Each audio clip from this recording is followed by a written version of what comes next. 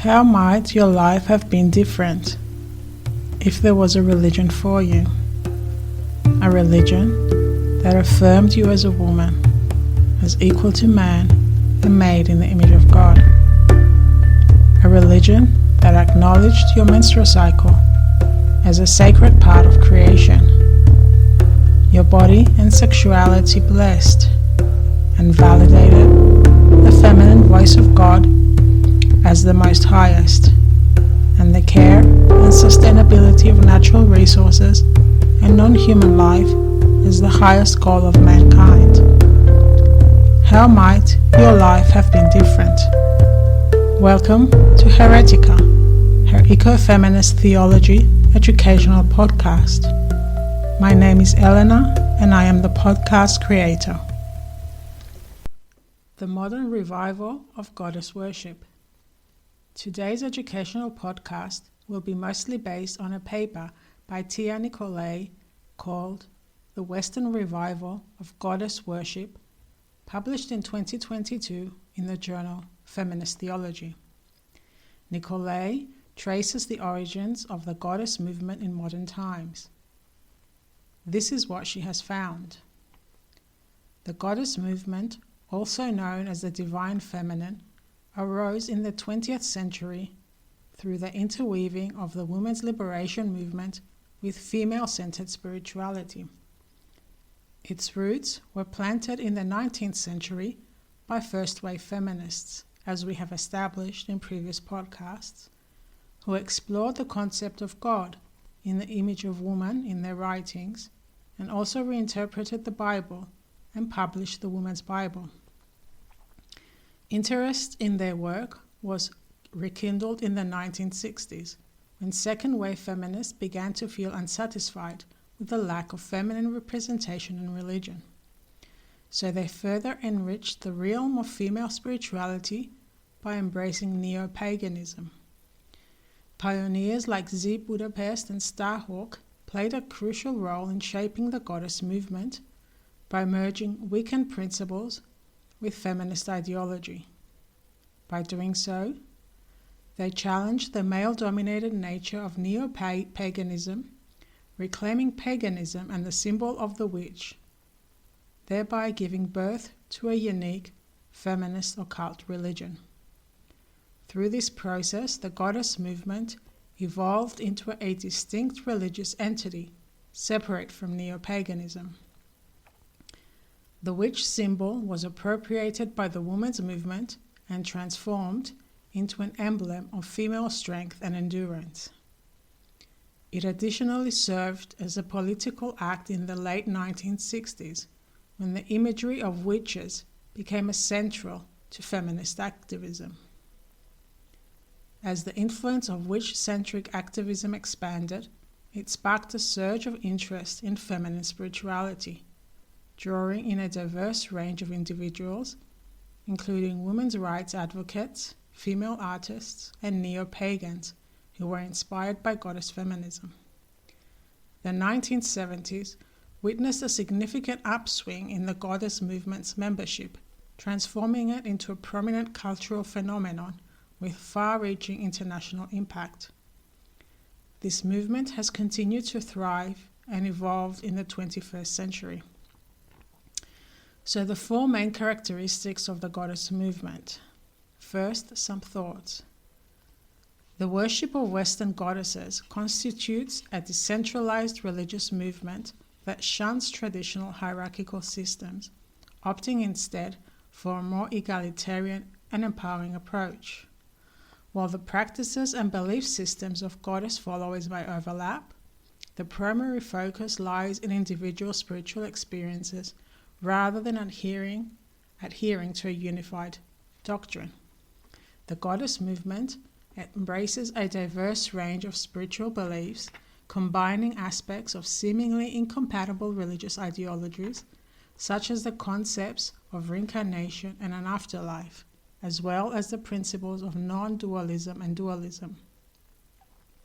As a result, goddess feminism has faced criticism for lacking theological consistency and coherence. In the book, Goddess as Nature Towards a Philosophical Theology, Reid-Bowen challenges this assumption. He contends that goddess feminists hold a coherent albeit fluid religious worldview and suggests that the lack of a set doctrine may itself represent a challenge to rigid orthodox structures. Reid-Bowen therefore identifies 4 concepts that are central to the goddess movement, namely deity, femaleness, nature, and politics. So beginning with deity, the deity manifests in the goddess movement as a supreme female being, predominantly perceived as both immanent and transcendent, as a tangible mother deity, and as a psychological archetype. She materializes in countless forms and as deities of various traditions: ancient and neo-pagan goddesses, Hindu and Buddhist deities, Christian female saints, and the female spirits such as fairies, nymphs, and naiads. The most popular deities are Aphrodite and Athena from the Greek pantheon, the Egyptian Isis, Hindu goddesses Lakshmi, Saraswati, and Kali, and in Christianity, Mary Magdalene. Some also revere complementary gods along with their chosen goddesses, the most worshipped pairing being the triple goddess, that's maiden, mother, and crone, and the horned god. Practitioners often do not dedicate themselves to one deity, and instead call upon various beings in accordance with their prayer's purpose. For example, Aphrodite, bestower of beauty and passion, would be summoned for matters of love or fertility, whereas the fierce Kali would be conjured for strength and courage. Notably, the invoked goddesses do not usually belong to the same spiritual tradition and are often not of Western origin, which has garnered criticism on the basis of cultural appropriation. Deity-centered practices greatly vary from traditional Christian prayer to transgressive pagan rituals. The most widespread practices include conventional prayer, ceremonies involving the consumption of psychedelic drugs, tarot, meditation, and witchcraft. The second dominant characteristic of the goddess movement is the belief that femaleness has been historically denigrated and disfigured. Femininity is viewed as intrinsically holy, and Abrahamic religions are criticized for demonizing the female body. Goddess devotees argue that major religions value the intellect and the esoteric over the earthly plane, and furthermore associate the first qualities with men, while the latter is seen as embodied by women. For this reason, the goddess movement vastly challenges salvation-oriented religious discourse and declares that spiritual liberation is to be found in the physical plane, in the body. Moreover, goddess spirituality rejects the assumption that femininity is feeble and reveres the female body, sanctifying sexuality. Female cyclical functions such as menstruation and menopause are transformed into celebratory and sacred rituals. The goddess is often revered as the womb, and many practices are centered on womb imagery. So for me, the most important when it comes to the characteristic of the goddess movement is to be able to bring in Christ consciousness. So this is a great way to be able to combine Christianity with goddess worship without compromising religion. The third characteristic is credence to the sacredness of nature.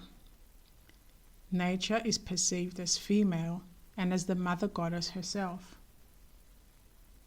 Mother Earth, therefore, is a central goddess in the goddess movement's pantheon. A prevalent belief is that there is an intrinsic connection between women and nature, and both were subjugated out of fear of their inherent and destructive power. Noting that historically, spiritual traditions that honored nature venerated the feminine, goddess feminists call for respect for both the earth and women. The fourth and final aspect is the movement's political account.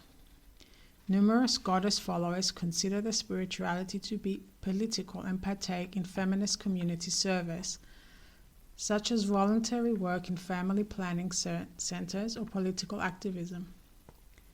Many are ecofeminists or environmental activists who revere the planet as a life-giving mother goddess and advocate for her protection. Serving as both spiritual and political feats, this religious current is reanimated in a secular age in which modernity often is associated with atheism or agnosticism. For goddess followers, modernity does not signify the rejection of divinity. It instead represents renovation and adaptation, the reconstruction of older spiritual structures in the likeness of the oppressed. So now looking at the psychological research into goddess spirituality. Why are women turning to the goddess? In her article, The Effects of Ritual Healing on Female Victims of Abuse, a study of empowerment and transformation by Janet L. Jacobs, explored the healing values of goddess spirituality and what that holds for the traumatized female psyche, by researching a group of 25 women who were subjected to acts of male violence, including sexual assault, domestic violence, incest, and psychological abuse. To begin with, Jacobs referenced psychological findings suggesting that in addition to feeling powerless, ashamed, and isolated, victimized women often felt blame and responsibility for their assault, which was the shared experience of her 25 subjects. In order to address trauma, the female participant joined a women's circle centered on goddess spirituality, in the context of which they earnestly shared their pain with each other and engaged in various rituals. The 25 women adhered to a loosely delineated goddess-centered theology in which the goddess was both a metaphysical deity and an emblem of female empowerment. Although of diverse nature, the rituals they partook in were centered on healing psychological wounds. The female victims intended to experience the goddess as themselves, and by claiming ownership of her power, they desired to conquer their grief. Examples of such practices included invoking the goddess, chanting songs of female solidarity in praise of the goddess, smashing eggs while shouting the name of one's abuser, guided meditations in which one envisioned themselves as the goddess and confronted the perpetrator from a place of strength, and writing down details of their abuse and burning the paper. As a result, the women reported an increased sense of personal power as a result of their participation in the rituals and an improved mental health outlook with respect to their victimization.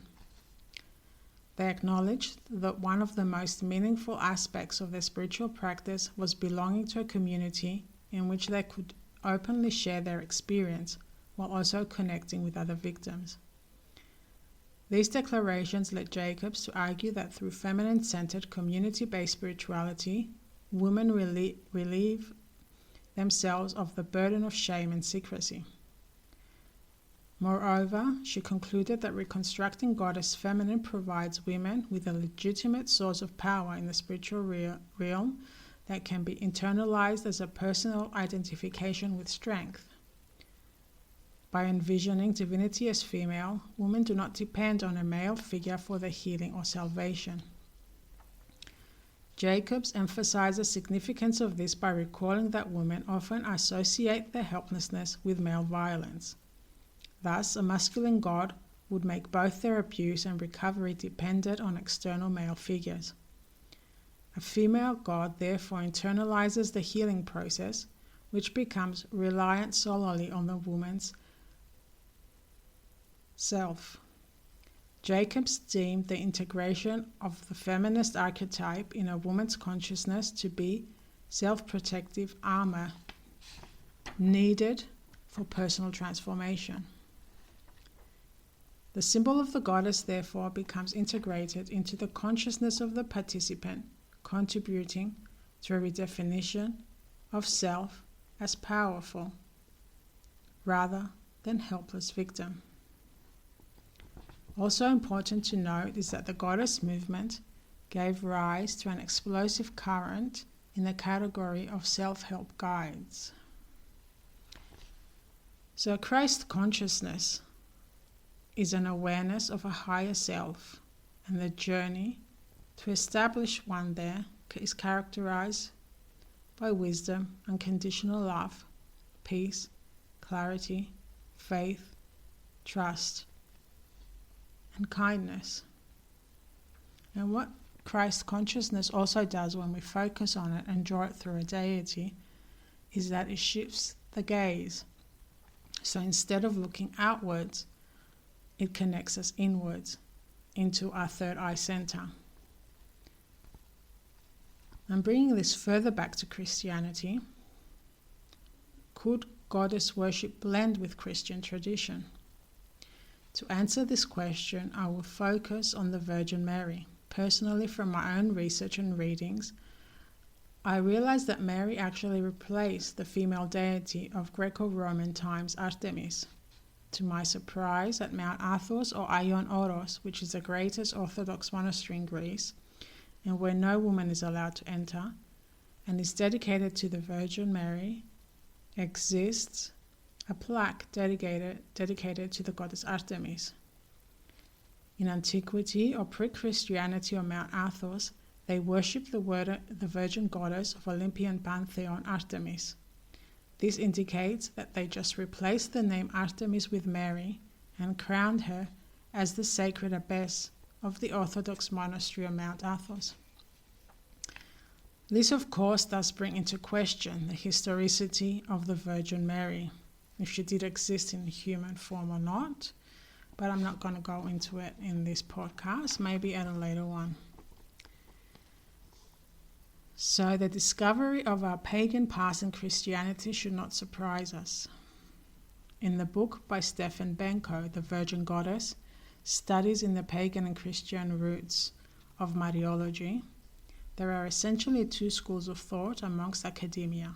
One which says that the cult of the Virgin was influenced by pagan or Greco-Roman practices, and even that it was absorbed and assimilated by some into Christianity.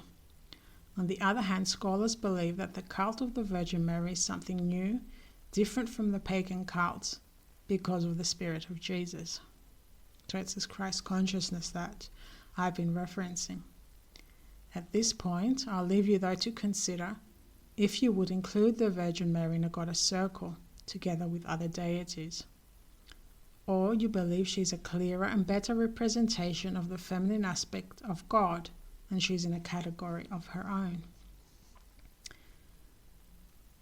I personally do gravitate more towards her newness, but when I do study her, I have seen elements that are drawn from ancient Greece as being part of her legacy, like her divine birth experience and venerating motherhood, which existed in ancient goddess-based civilizations like that of Minoan Crete.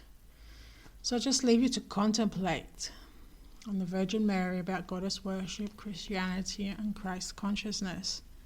If you believe that all these can be combined into goddess worship, or for you there's something new about them and something much more clearer that we shouldn't merge together. So thank you for listening. Until next time.